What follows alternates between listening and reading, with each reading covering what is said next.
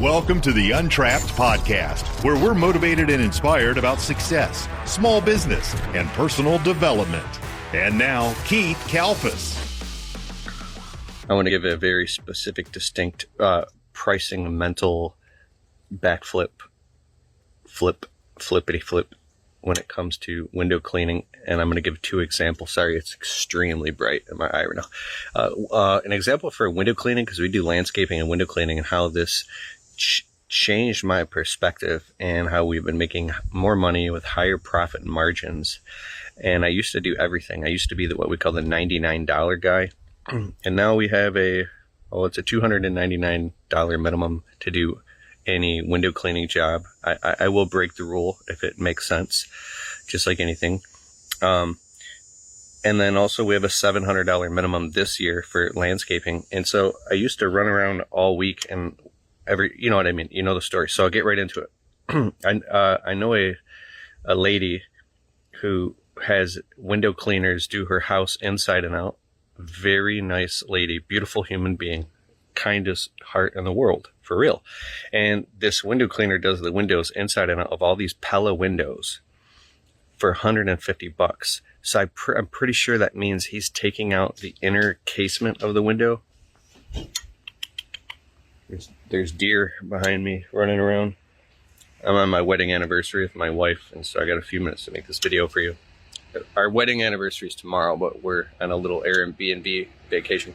So I asked her, she said like, hey, something about window cleaning. I said, oh, hey, you got a guy that cleans your windows. Do you mind if I ask what he charges? Because I know this lady very well. And she says, oh, he charges $150. I'm like, wait a second. How many square feet is your house? And she's like, oh, I think it's like 2,700 or something. It's a huge ranch with windows all the way around. I'm like, whoa, Pella windows? I'm like, I was thinking more like minimum $450 up to $650. Could be $850 if we're taking all them out. And she's like, no, he charges me $150. I was like, what? And then just to kind of I couldn't help it. This was not a nice thing for me to say. I said, oh my God, I feel so bad for him. And she didn't say anything. I said, is he homeless? And I didn't mean anything mean by that. I'm like, actually, my heart hurts. And then here's the lesson. Without even missing a beat, she goes, no, he's been doing my windows for like 12 years. Now, this woman is a very nice woman. I'm not saying anything bad about her. But what I'm saying is, wait, no. He's been doing my windows for like 12 years. He's always charging me $150. What I mean is there's a total disconnect. If you said to somebody, oh my gosh, I'm starving. Are you hungry too? And they go, I thought the sky was blue with there is a few clouds. Like what? What is it? Total disconnect. And here's my point. The customer doesn't know. Well, some of them know, of course, all different strokes, different folks. This is a numbers game, right? But you can have highly intelligent, high moral, loving, caring people who are the nicest people in the world, in all ways, and still only pay $150 to do a $450 window cleaning job. And as long as there's window cleaners that are willing to do it, the customer doesn't care. They don't care. So if you have some huge emotional suffering I've gone through so much emotional suffering, man. I've told stories upon stories about this. I have an entire catalog of window cleaning videos below. If you want to hear customer nightmare stories and even laugh, click the link in the description below. It's a playlist, a window cleaning playlist. There's some funny videos in there, man. I'm saying I made them and they're funny. But I've been heartbroken, man. I've had customers that I thought I knew these people, and I thought they cared about me, and maybe they did, but as soon as I raised the price, after 3, 4, 5 years of cleaning their windows, they fired me. When I raised the price to what it wasn't even industry standard price yet. So, go find customers. Did you hear what I just said? I didn't say sit around and complain about the customers that you have more because you're afraid and you think that you can't find the customers. I said, go find customers who can pay what you're worth. Now, here's the next. It was a landscaping example, but it's still a pricing example.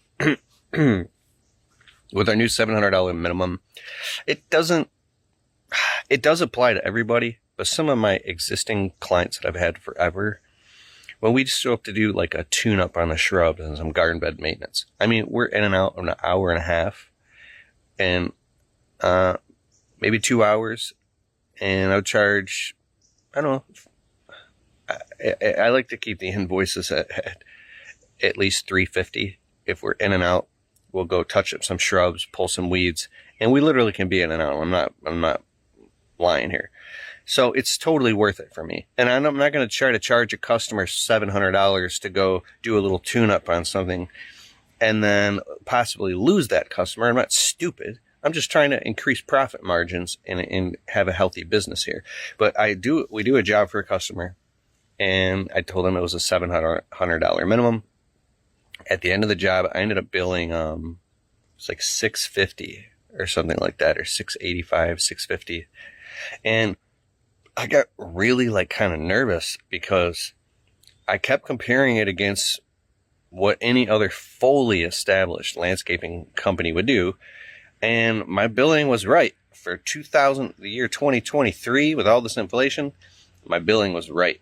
It still made me feel a little, so I'm having this kind of moral dilemma. Customer agreed. I never bill a customer anything different than they agree to up front. That's what I bill them. Hey, if something costs me more time and energy and money or materials, I just eat it. I'm not going to go back to my customer and ask for more money. Are you kidding me? Although I have done that in the past when we did a huge landscape job a couple times, and I ran out of decorative stone, like the materials, because I was new. I've knocked on the door before, first couple years in the business. Hey, I'm really embarrassed. We ran out of rocks. If you pay for the rocks, we'll install them for free. We need like another ton of rocks to finish your job. And the customers are like, totally, sure. I totally understand. And luckily they had mercy on me and we got the job done. And I learned hard lessons, and I'm glad that customers are very nice. But, anyways, so I had this whole kind of like quarrel about this in my head. The customer agreed to the $700. I billed her $650. Then I was still worried for like a week, thinking, oh my God, she's not going to hire us back. She's going to be upset about the bill. And I'm having this argument in my head going back and forth. I'm like, but the lady knew what our minimum was. She knew what I was going to bill her. And I even billed her a little bit less because I was trying to be as fair as possible, according to the standards of what we need to make to pay for payroll taxes, general liability, workers' comp, truck payment, everything to run a healthy business and to keep me on a payroll. It just has to be that way. So, because I get these goofballs, I post some of these videos on Facebook, and some of them will go, tens of thousands, hundreds of thousands, and sometimes millions of views. And I'll have mainstream America pour into the videos saying like, this guy's a ripoff. This guy's a scam artist. I would never hire. I'm like, wait a second. A ripoff and a scam artist is somebody who takes a deposit and doesn't perform the work, or takes a deposit and bounces in the middle of the job and keeps the money, or takes the money and does a horrible job. You're not like magically siphoning money from customers. They're agreeing and they want it done and they're happily paying, right? We did this job for $9,430. It was a landscape job, and part of the rock demo around the pools was $3,000. This was a lot of work. And customers people in the comments are like, I could have done that for $500 or $1,500 max. This guy's a ripoff. It's like, whatever, man. You don't even know. You go. I'm just going to shut up there. So the customer after a week pays her bill. I'm like, whew. Now we do jobs anywhere from $700 to $20,000. So a little $650 bill is not a big deal. But it is a big deal because each customer is important. Every person and every human is important, except for the really crummy, scummy ones. But what I mean is like in your service business, every customer is important. This is all, it's a big honor to be able to go on people's properties and take care of their properties and serve them. What a great blessing to have your own service business. This is amazing. I'm serious. So she pays her bill. I was like, oh my God. In my head, I made up this thing. Like, what if she's never going to hire us back ever again. Hey guys, this is the first time I'm talking about this publicly. I've recently had these huge epiphanies, and I'm going to be creating 20 new online programs, training courses. Starting with 3, I'm going to be talking about, one is called Virtual Assistant Mastery. How do you build a small team of virtual assistants that can help you run your business? All the stuff that's not the physical labor, like the admin, the marketing, the social media. I think I've mastered this stuff. Like, I really have a lot to share with you, so look out for that. Also, another one, if you kind of secretly want to maybe start a YouTube channel and start sharing your message with the world, whether it be to market your own business, or maybe you want to, I don't know, what is it called, become an influencer? I'm creating an entire program called Influencer Blueprint. And then the third one, well, it's a secret. But stay tuned for that. And if you are interested in any of that type of stuff, I actually have a free PDF download for you. It's kind of like to build a list, kind of a waiting list to see if you're interested. Go to keithkalfas.com/influence. See you there. A month later, because we do quarterly garden maintenance for our clients. Some of them are monthly, some of them are quarterly. We come in, we clean the windows, we do the shrub trimming, we pull the weeds, we edge the garden beds, we put down mulch. These are normal clients. The lady texts me and she wants us to come back and do more work. I was like, what? More work? And this time she actually said, I don't think I quite have $700 worth of work this time, but we do need some stuff here and there. I was like, I got you. Oh my. I think that most, if not all, of that entire worrying was completely in my head. Meanwhile, you got a totally different customer who's freaking out over $150 or $250 that they will never hire you. I think about this on and on. There's another example of a customer. I guess here's my point. My favorite saying is get in where you fit in. You can have 100 people on the same street, upper middle class subdivision. One person will never pay you $150 to clean their windows. Another person will gladly pay $400. Another person, $300 is high. Another person, is their mind is blown. You only charge $300. You got to find the customers that fit for you, because if you find the ones that are freaking out over $150, or you charge so little that they don't even know and they don't even care, like the first example of the lady that I told you was like, oh, what do you mean? He's been doing my windows forever for $150. Like, because they automatically assume if that's what you're charging, then that's what it is. And they think, what do you mean? I literally have had customers when I was at my wit's end and stuck in a 1-bedroom apartment back in the day, when I've opened up to customers, because there was a point where I got so sick of the business or so depressed or so burned out that I've literally just started telling customers stupid, unprofessional things that I should never say, just to get some feedback and find out where I'm at. Like I've told a customer before, I worked this whole year and after all expenses only made $32,000, right? I don't know what year that was. Or the most I made so far was $52,000. I've made all different amounts. Like the first year in the business, it's just, So my point is, I've had customers who go, what? You only make that much? But you're the owner of the business. I thought you'd make at least way more than that. Like 100, 150 grand or something. Aren't you you own a business? And then all of a sudden I go, like time, space continuum, like wake up realization that I was stuck in my head, that these customers who live in these beautiful 4,000, 5,000, 6,000 square foot homes and drive Mercedes and BMWs and have vacation homes and go to have pools in their backyard and $100,000 patios with pergolas, they look at you and they're like, what do you mean you must make 6 figures? You own a business. Like, why would you even do it if you don't make 6 figures? He's the company owner. if people think like that, imagine if you have an upset customer who for some reason wants to have litigation against you or sue you or charge you and say that you broke or scratched their windows or something, even if you didn't. Like, all I'm saying is they're assuming you have a lot of money. Some of them. Think about all this from different perspectives and get out of your head.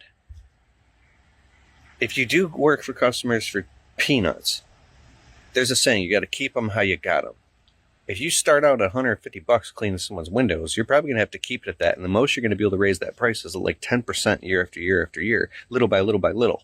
So you're constantly losing the whole app. Now, what I said, get in where you fit in, means you got to charge what you got to charge if you're just starting the business to get in and make the money you need to make to at least get some work flowing and some revenue going. So, because beggars can't be choosers. This is like so common, obvious. So it's like assess the situation where you're at and then start marketing and advertising and split testing. And it's like, if you believe, it's like here, I got it. Here's the line. If you believe that you'll never be able to make more money in your city or your neighborhood, you have to find out and have discernment and use math and data and do a bunch of research to find out and challenge your own gut feeling, intellect, and all that. And say, what percentage of these thoughts and feelings and beliefs are real or just inside of my head causing these emotions that I can't make more money doing this or I can't charge more. What percentage of it? Is it a 50-50? Is it like 80% you live in like the worst town ever and you can't get more money to clean the windows? Or is it like 80% all in your head and you just keep going for the bottom 20% of customers? Like, where is this? It's an uncomfortable thing to question and talk about. But I have a friend, his name was Brandon. He was my mentor when starting my window cleaning business. He's like, bro, I'm making at least $1,500 a day every single day that we go out and we do window cleaning and pressure washing. Every day I clear about $1,000. He says I clear minimum $100 an hour every single hour I'm out there, minimum. And then I didn't believe him. Now, I don't know if that was profit or I think he said at the bare minimum he's doing $100 an hour profit. He's like, come with me, I'll show you. So I meet him at a spot, hop in his truck, and we go and we clean windows. We do this big mansion. And the bill was like $1,586. And we were in by like, I don't know what, it was late, 10 a.m. We were out by 4:15, 4:30 p.m. It's like 5.5, 6 hours, $1,586. And I think I did all the inside windows and all the French windows. He did all the outside windows with a water-fed pole. And then he came in and he helped me finish the insides. And we were out. And he said that he also had charged them $1,500 or $2,500 to do some power washing a different day. Ow, this horsefly is biting my leg. And I was like, whoa, you just made that? Oh my God, that amount of money you do. He goes, I do this all the time. What are you talking about? I'm like, that would change my whole life. How do you get this? You do oh my God. He goes, yeah. He goes, how far did we drive to get here? I'm like, dude, like 15, 20 miles to get to this city where all these big houses are. He's like, exactly. Like, if you have to drive out to the west side, like the west side or the east side or the north side to go to where the money is at, that's where the money's at.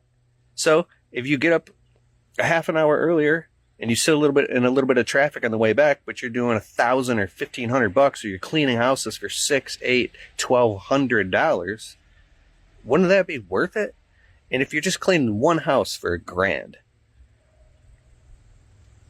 and then you drive back and you're back at the same time as if you would have cleaned 4 houses and made even less money by 7 or 8 p.m., but you're back by like 5 p.m. And it's not like every single day you're getting $1,000 and $1,500 houses, but if you set some type of minimum. Now, here's like, it takes a long time to build a healthy clientele, so you got to keep going like a sewing machine. I think I'm like talking to like the brand new guys right now. And then you have your attrition rate, which people, I'm sick of hearing myself talk right now. $700 minimum in my business, $300 for window cleaning. My mind is blown because we're losing clients and customers, and then we have new customers coming in that are paying it. We have regular customers that are sticking around and paying it, and they understand. And the ones who don't, they fall off. So you get new customers. If you listen to some Piranha Marketing by Joe Polish, it's amazing. He talks about this mathematical algorithm they've figured out that you can raise your prices a certain amount, and the amount of customers you'll lose will equal out usually exactly. So you're just doing less work and making the same money. Does that make sense? And that's not the goal. The goal is to keep working full time but make more and more and more money. So if you have healthy enough profit margins, then you can afford to do what you always wanted to do. A lot of barking. So last night, there's a bunch of deer out in this backyard here at this Airbnb. Huge deer. I let my little dog out to go potty. And this family of deer is like right there, like maybe 10, 20, 50, 60 feet away from me. And this huge, is it called a doe? A female deer? Looking right at me. And I said, hey. And all their ears went up. They saw me before I even saw them. Then my little dog starts growling. I'm like, you be nice to that deer. He's a good boy. Hey, I hope you liked the show. And if you like the Untrapped podcast and you get value from it, can you please take a minute and go over to Spotify and leave it a well-worded positive 5-star review? It helps boost the rankings on Spotify so the show can get to more people. Therefore, these messages can get out to more people and inspire more people so then they can go out and start their small businesses and crush it and get to the next level. It's a huge deal. All right, I'll see you in the next show.